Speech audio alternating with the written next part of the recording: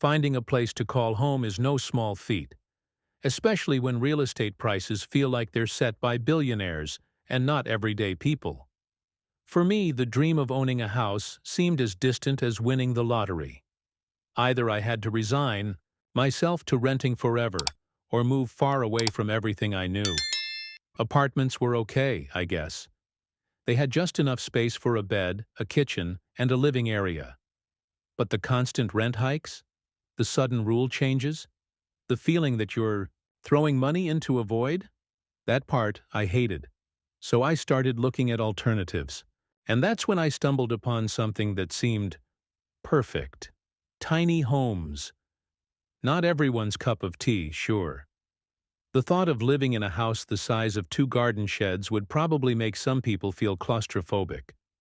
But I wasn't one of those people. I didn't need much, just a place to sleep, eat, and work. Minimalist living? That sounded like a dream. The problem? Finding one. Tiny homes weren't exactly common in my city. They usually had to be custom-built after purchasing a small plot of land. But one day, while casually browsing, I got lucky. A tiny home was for sale. And the best part? It was dirt cheap. I wasn't even seriously looking to buy yet. But the listing caught my eye, and I just had to check it out. Turns out, the previous owners had been foreclosed on. Now the house sat abandoned, waiting for someone like me to swoop in. Excited, I decided to check out the neighborhood. That's when I noticed something odd. Almost every single tiny home in the area was owned by people who lived in the main houses next door. They weren't being used as actual homes, but rather as glorified guest houses or teen hangout spots. Some were cozy looking, while others looked completely abandoned. Still, the area seemed quiet, peaceful. The thought of finally owning my own home, even if tiny, filled me with excitement. It felt like a jackpot. I signed the papers, transferred the money, and got the keys. Everything seemed perfect. Until I arrived at my new home and unlocked the door, it wasn't empty. Inside there were clothes, furniture, random storage bins, and even a coffee maker sitting on the counter. It looked like someone was still using it. Confused, I called the real estate company. They assured me the house was abandoned when they last checked. "Looks like someone's been squatting there," they told me. "We can't do anything about that." That was not helpful. I stood there staring at the tiny house that was legally mine, but filled with someone else's stuff. And that's when I felt it. A presence. I turned around. A woman was standing there watching me with narrowed eyes. She had the kind of expression that screamed, "I own this place, and you're in my way." Her lips were pursed so tightly it looked like she had swallowed a lemon whole. She reeked of heavy perfume, and her neck craned forward like a vulture eyeing its prey. I didn't even need to ask. I already knew. I had just met Karen. The woman, Karen, looked me up and down. Her nose wrinkled in disgust as if I had just dragged in mud from the street.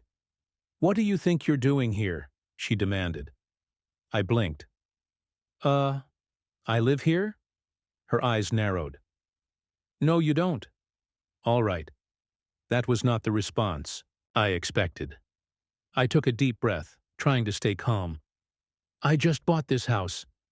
But when I got here, I found someone else's stuff inside." Karen crossed her arms. "Of course there's stuff inside. It's my storage house." Now I was confused. "No, it's not. It's my house." She let out a short, humorless laugh. "Listen, kid, I've been using this place for years. Just because some company sold it to you doesn't mean you actually own it." I pulled out the paperwork and held it up. "This is the deed. My name is on it." She barely glanced at it before scoffing. "Anyone can print out fake documents. Doesn't mean they're real." My jaw clenched. I knew exactly the type of person I was dealing with. Entitled, arrogant, and completely uninterested in logic or facts. Karen wasn't confused. She just refused to accept reality. I pointed at the lock on the door. This key was supposed to work, but someone replaced the lock with a padlock. Do you know anything about that? Karen smirked. Of course I do. I put it there. Oh, so we were just admitting to crimes now. Cool. I don't think you understand, I said, trying my best to stay patient. This isn't just some random shed. It's a legally registered house, and I bought it fair and square. Karen's expression darkened. And I don't think you understand.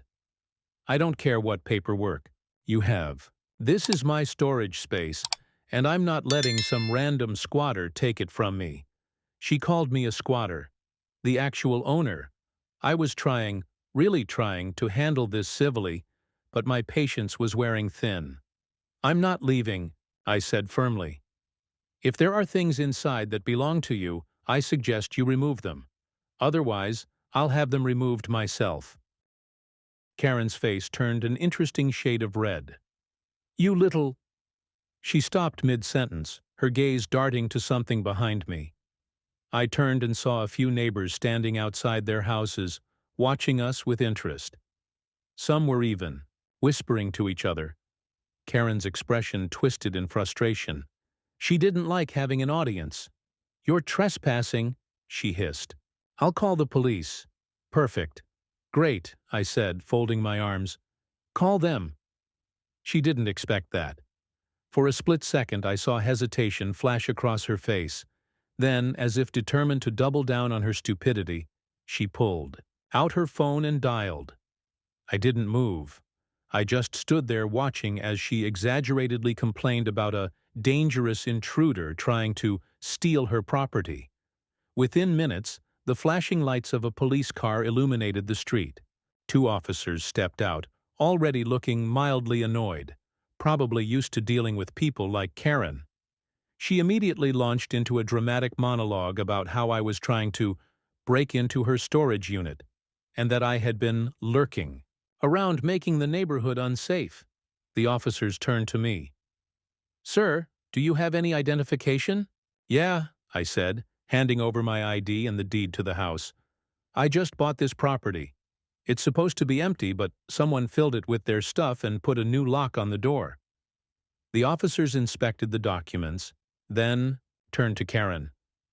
Ma'am, do you have any proof that this property belongs to you? Karen folded her arms. It's filled with my things. Isn't that proof enough? The officers exchanged a glance. Not really, one of them said. It just proves you put things inside. Do you have any legal ownership documents? Karen's lips pressed together in a thin line. I don't need documents. I've been using this space for years. The officers sighed. That's not how property ownership works. But Karen wasn't done. Well, if it's his house, then why isn't his address updated on his license? I opened my mouth, then paused. She had a point. My ID still listed my old address. The officers hesitated.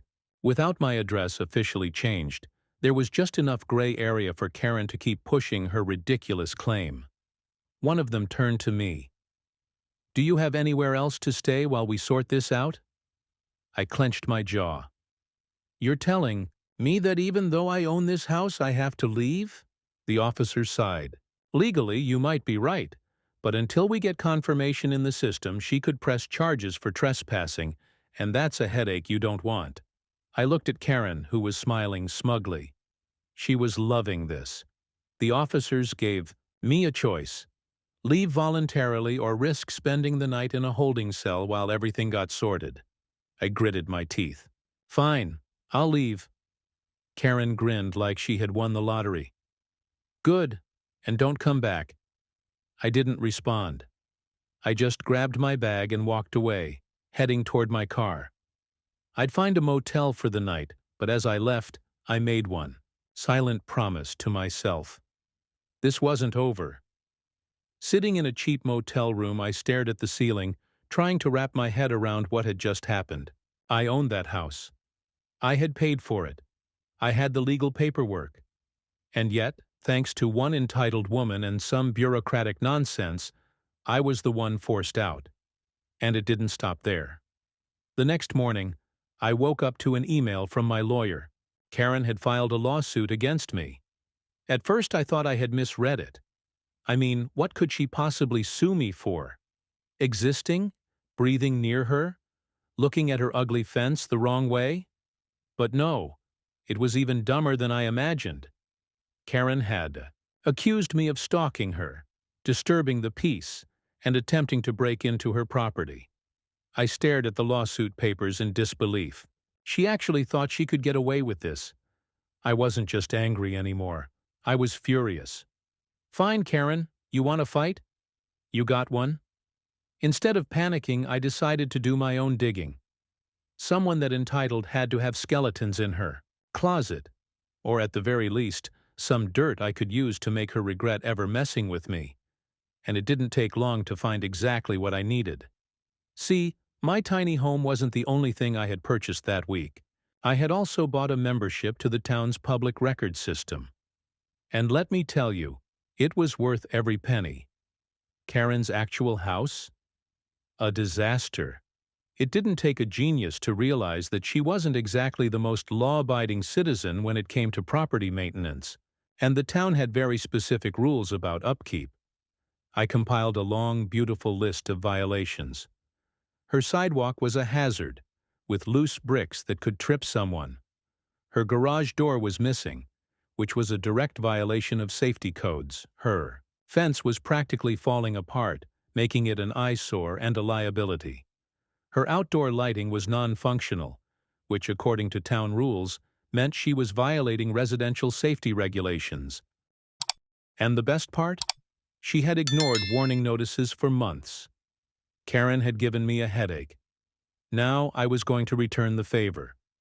Before her ridiculous lawsuit could go to court, we were required to attend mediation, a process where both parties try to resolve their dispute before it gets in front of a judge. I walked into that room fully prepared.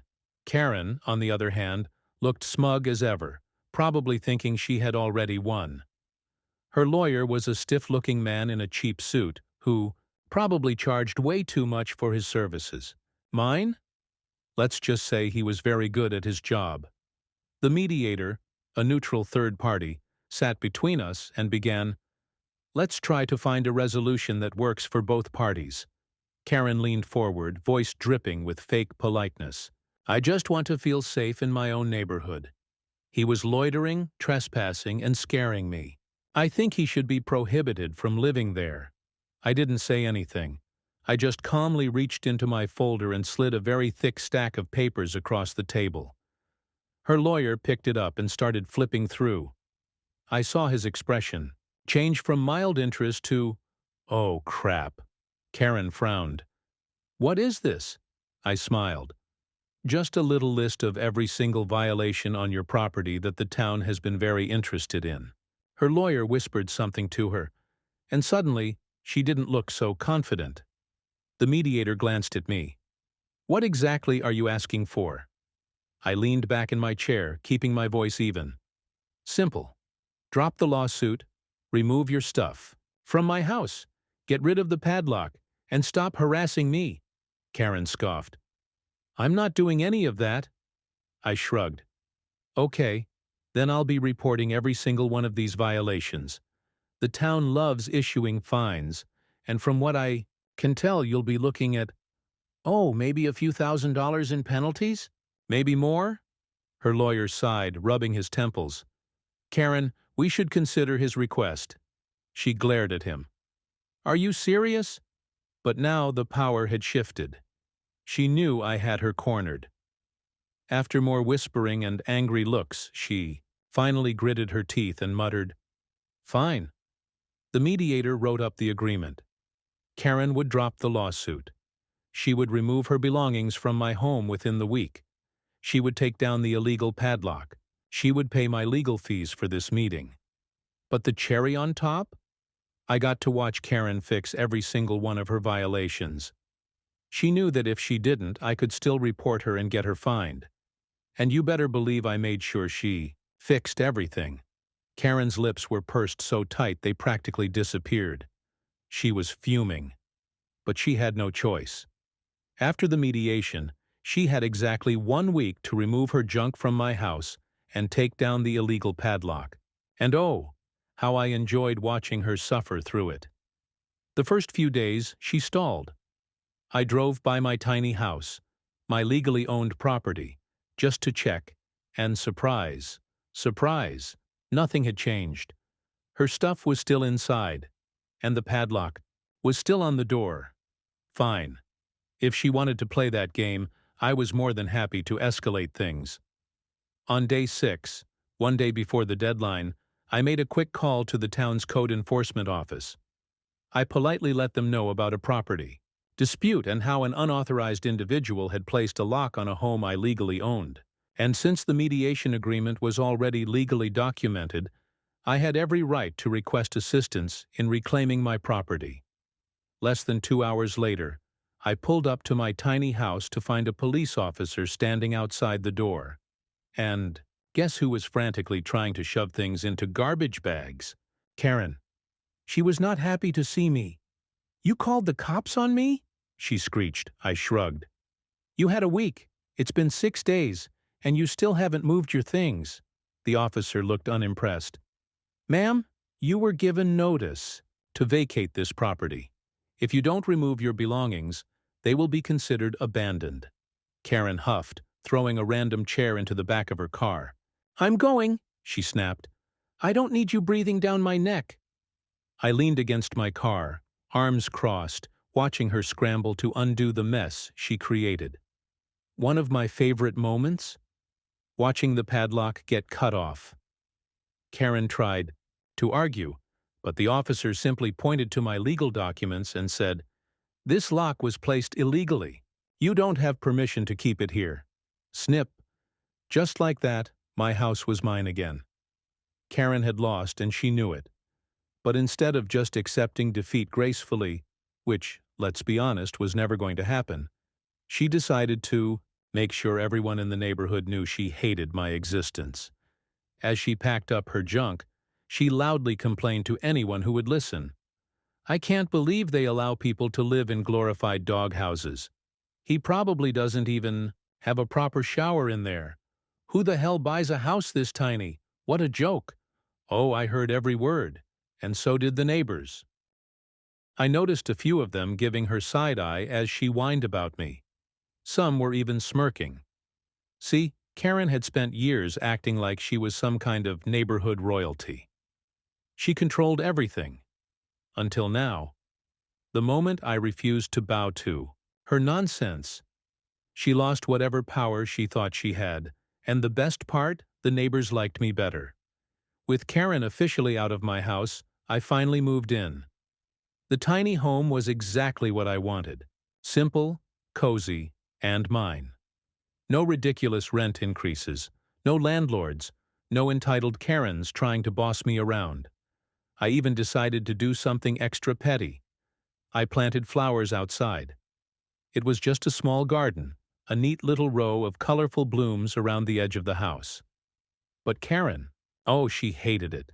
She walked by one day, sneered at the flowers, and muttered, "What an eyesore." I just smiled. "Glad you like them." She glared at me. I lived for that glare. Karen had done everything she could to get rid of me. She failed. Now, she had to walk past my house every single day, knowing that I won.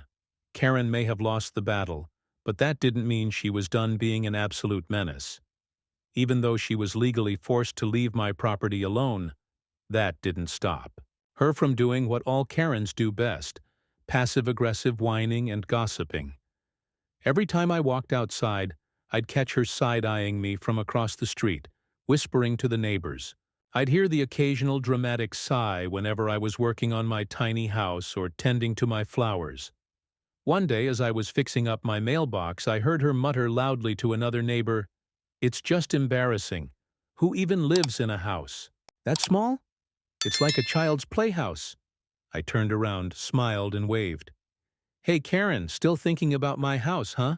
Her face turned red, and she stomped away. But even with all her petty comments, I had one last card to play.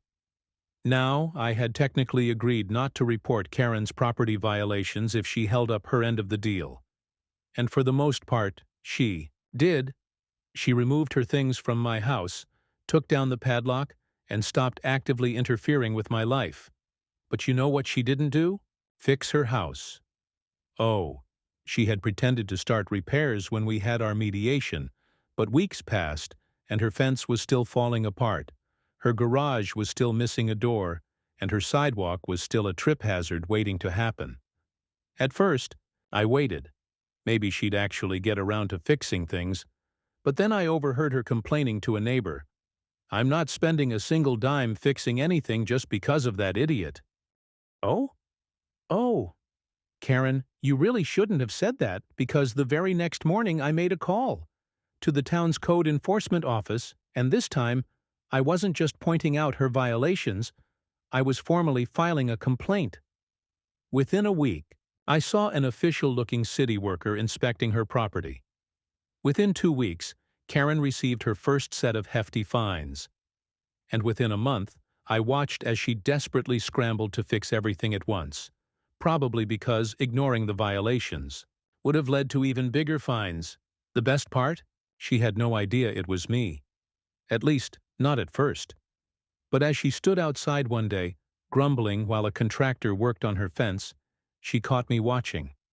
I gave her a big, bright smile. And she knew. Her eyes narrowed into pure hatred, her lips pressed into that signature lemon-sucking scowl, but she couldn't say a damn thing. She had lost. Again. After that, Karen finally backed off. Oh, she still hated me, I could tell, but she had lost too many battles to keep fighting. Her lawsuit failed. Her claim to my house was crushed. Her fake police report didn't work. And thanks to her own arrogance, she had to spend thousands fixing violations she had ignored for years. Meanwhile, I was living my best life. My tiny home was perfect.